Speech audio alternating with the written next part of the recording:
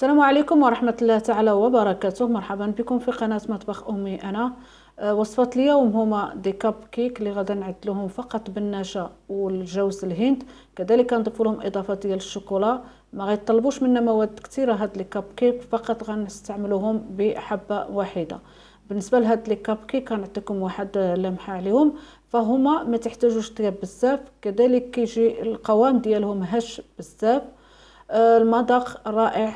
ان شاء الله ملي تجربوهم في الديور ديالكم غتخليو لي في التعليق وغادي تردوا عليا كيفاش جاوكم. فهما واحد لي كاب كيك اللي جد رائعين، وهذه وصفه حصريه على اليوتيوب، هي وصفه خاصه ديالي. ما غنطولش عليكم وندوزو ان شاء الله باش نبداو هذه الوصفه. نعطيكم المقادير والطريقه في نفس الوقت وما غنطولش عليكم، وان شاء الله نتمنى انها تعجبكم وصفتي الخاصه. بسم الله. بالنسبه للمقادير فاحنا هنايا غادا نحتاجو حبه بيض وحده، يعني ما غنستعملوش بزاف. في الاول غادا نقول لكم بان عندي 2 كيسان ديال النشا اللي كل واحد كيعبر 100 100 غرام، و2 كيسان ديال الجوز الهند اللي كل واحد تيعبر 35 غرام. 100 غرام ديال السكر اللي هو كاس اللارب، 100 مليلتر حليب. بالنسبه للزيت عندي كاس اللارب، عندي 4 ملعقات ديال عسل الليمون، حبه بيض، رشه ملح، ملعقه صغيره مبشور الليمون، خماره وحده، وعندي ربع كاس صغير ديال الماء اللي غنضيفوه لليمون الحامض. كذلك عندي 40 غرام ديال الشوكولا اللي انا قطعتها قطع صغيره. غناخذ الكاس ديال الخلاط وغنعمل فيه البيضه، غنضيف له الحليب والليمون كذلك الزيت. غنضيفوا الماء اللي حنا قلنا غادي باش نهرسوا به الحده ديال عصير الليمون. غنضيفوا القبصات الملح كذلك السكر. هنا ما احتاجيناش فانيليا لان عندنا الليمون. بالنسبه لليمون راه كيهرس الحده ديال الزفوره ديال البيض. غنخلط الكل ومن بعد غناخذ اناء ونصب فيها الخليط ديال البيض. غنضيف ليها النشا هو الاول، يعني ضروري ما غناخذ واحد الصفايه ونغربل هذيك النشا اللي عندي. في البدايه انا كيف ما قلت لكم غنضيف الكاسين معا ديال النشا اللي انا غنغربلهم. وبالنسبه لجوز الهند فاحنا غنضيفوا كاس يعني واحد الاولاني، وغدا نضيفوا ليه مع واحد الكميه الشوكولا اللي عندنا ديال 40 غرام اللي انا قطعتها قطع. بحالتي الا كان عندكم لي الشوكولا ديال الكوكيز ممكن تضيفوه، بحالتي الا بغيتوا تستغنوا على الشوكولا فكيبقى الاختيار ديالكم. نضيفوا الكيس الخميره الكيماويه اللي عندنا اللي هي القياس ديالو 8 ديال الغرامات. وغنقوموا بالتخليط بواحد الطريقه اللي هي غير بشويه باش ما تطيرناش، عفوا ما تقومش التطاير هذيك ديال النشا.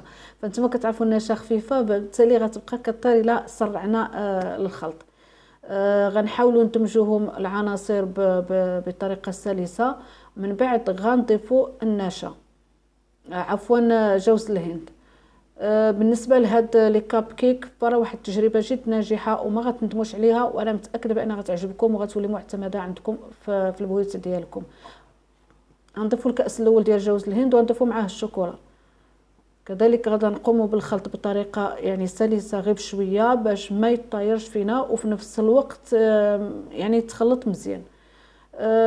بالنسبه للكاس الثاني فاحنا غنضيفوه من بعد حتى نقوموا بخلط الكاس الاول.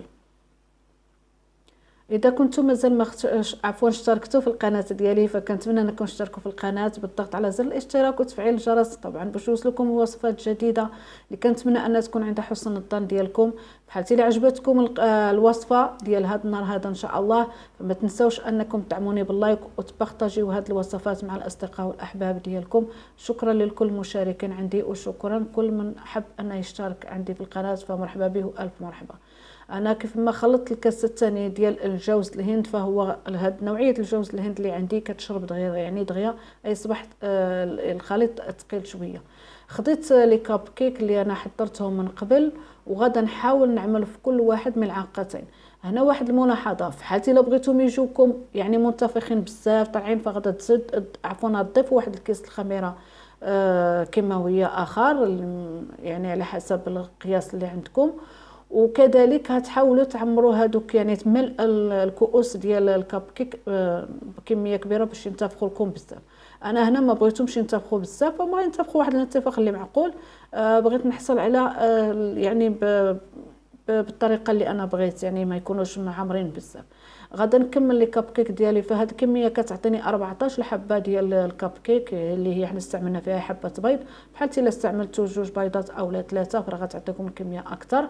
غندخلوهم الفرن اللي هو غادي ياخذ تقريبا ياخذوا 25 دقيقه في الفرن. فهذا اللي طيبته فيه هو فرن غازي. فبالنسبه للفرن الكهربائي لو ماكسيموم غياخذ واحد 15 دقيقه. هادو هما لي كاب كيك ديالنا. من بعد ما كيوجدوا فراهم ما كيتحمروش، كيبقاو الكولور ديالهم ابيض، يعني واحد اللون كيبقى ابيض. كذلك اللون ديال الشوكولا، فهي حقيقه الشوكولا كتعطي واحد المنظر هائل. كذلك المذاق. بالنسبه لهاد لي كاب كيك فانتم كيمكن لكم تستعملوا الكميه اللي كتبغيو. خليناهم بردوا شي شويه. انا غنوري لكم واحد الحبه. في الحقيقه هما واحد لي كاب كيك اللي كيجيو هشاشين بزاف، انما المذاق جد رائع وما غادا نقدرش نوصفه لكم. فبالتالي نتوما غتجربوا ان شاء الله الوصفه في الديور ديالكم، وغتخليو لي في التعاليق كيف جاتكم هذه الوصفه. شكرا لكم على المشاهده، وشكرا لكل مشتركين معايا في القناه. فيما كتشوفوا لي كابرا شويه واخا اليد ديالي كنهزها شويه ما كتبانش مع لاكام ديال التليفون، ولكن راه هما كيجيو هشاشين بزاف وما غتندموش على هذه التجربه اللي ان شاء الله بحول الله غتعجبكم وغتولي معتمده عندكم. فهذه واحد لي كاب كيك اللي هما جدادين، وصفه حصريه على اليوتيوب. شكرا لكم على المشاهده. نتلاقاو ان شاء الله في فيديو قادم ووصفه جديده ان شاء الله. مع السلامه. نخليكم على